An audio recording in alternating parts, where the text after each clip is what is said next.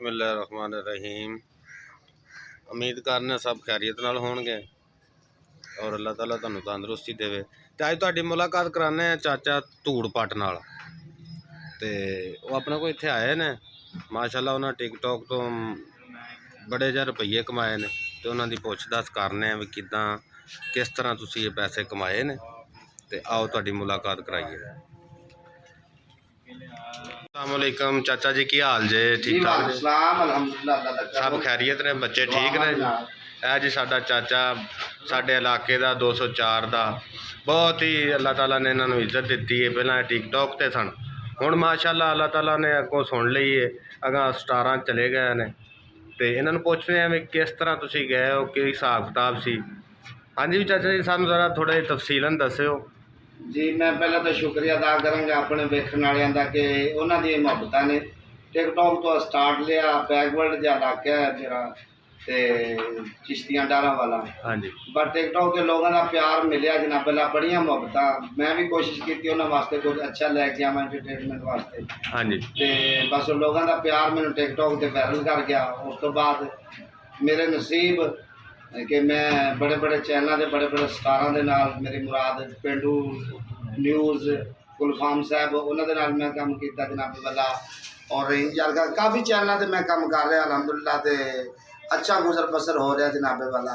ते सब तुहाडियां मुहब्बतां ने, सब तुहाडा ही जनाबे वाला प्यार है। नहीं हुण तो चाचा जी तुहानू आप ही फोन आते होने ने स्टारां दे? हैं जी अलहमदुलिल्लाह, बड़ियां मुहब्बतां मिलदियां ने मैनू जनाबे वाला स्टारां वालों, चैनलों वालों, और मेरा बहुत ही अच्छा जनाबे वाला काम जा रहा है। मैं बड़ा खुश हाँ। सही है। अजकल कित्थे मसरूफ हो ज़्यादातर? अजकल जी एक नवा ऐप आया टिक्की के नाम तो।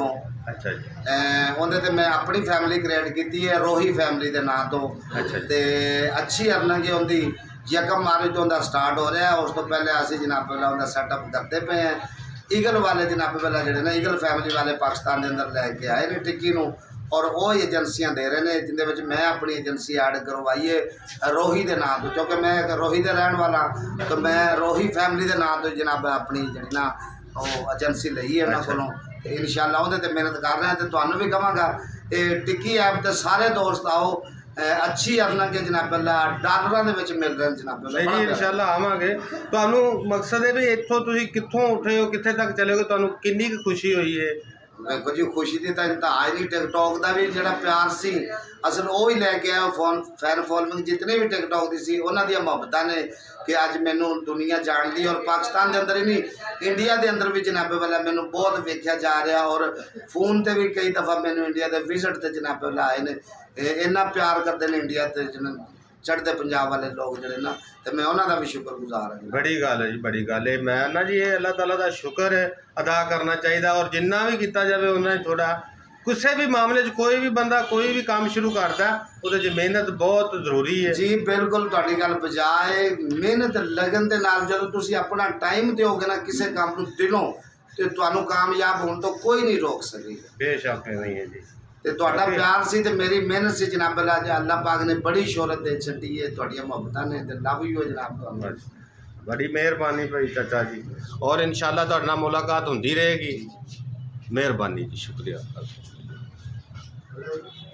जी। असी जी चाचा धुड़ मधोड़ा के शुक्रगुजार हाँ, अपना कीमती वक्त सानू टाइम दिता, और अल्लाह ताला इन्होंने होर इज्जत देवे और हर परेशानी को दूर रखे।